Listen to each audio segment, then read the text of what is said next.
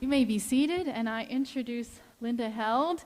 Last week, somebody read on her behalf, her darling husband, Tom. And this week, she's going to read on somebody else's behalf. She's going to read on behalf of Jody Ennis. So, and this is as a part of our stewardship campaign, which is blessing future generations. So, thank you, Linda. Thank you. And thank you to Jody for, unfortunately, she couldn't be here today, but she did write down her temple talk and wanted everyone to hear it. So I started coming to Zion in early 2017 when I moved to Long Valley and wanted to get back involved with the church. Since I was Lutheran and I love old, quaint neighborhoods, I was attracted to Zion immediately when I started passing by on my daily commute to work. I started attending and realized that my great neighbors, John and Wendy Minerovich, also went there as well. Everyone was so welcoming and kind, and it was such a positive experience. I was engaged at that point, and I was married at Zion on June 16th, 2017. Pastor Summer was so kind to officiate since it was the same day as his wedding anniversary with Bonnie. Through the years, I have remained connected to Zion through the many ups and downs of life.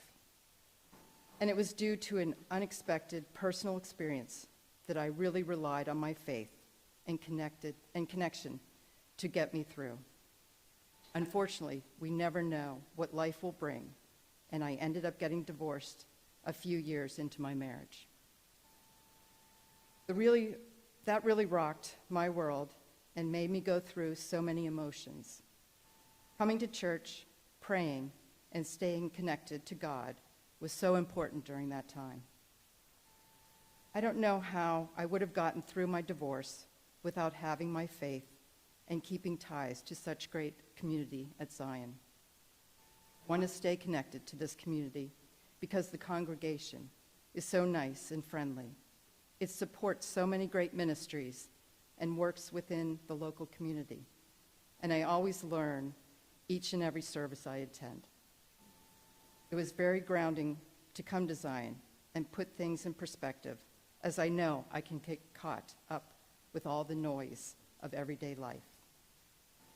It's also great to have that connection to the congregation during services, to see the smiles on faces, and to know you share the faith with such great, friendly people.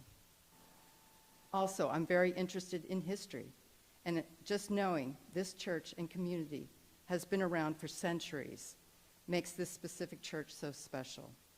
I was fascinated to learn about King George's charter of this church and that there is a replica in the back of the church. The history of the church and congregation is very impressive. As my two boys, Brady and Carson, start to grow up, I want them to experience a faith-based community, learn about the wonders of God and Jesus, and to have a curiosity in faith. I've enrolled them in Sunday school, and I've enjoyed seeing them make friends, go through the classes, and learn the words of the songs, Awesome God. I want them to learn what it means to give back to those in need, putting others before themselves, and how to be a compassionate person. I feel that the Zion community can provide all this, given how active the congregation is in the community.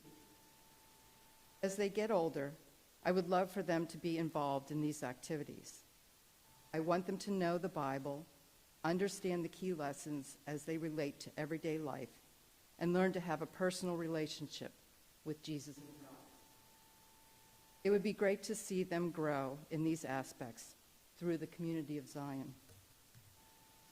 To end on a funny note, as they are starting to learn the stories of Jesus, my oldest son, Brady, asked a question while I was reading the Easter story to them.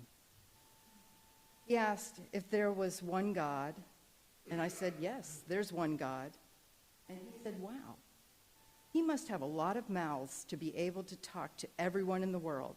That's crazy. It made me smile that he is starting to process these stories in his own little way, and I look forward to them both continuing this journey with the Zion community. Thank you. Thank you, everyone. And thank you to Jody for writing this.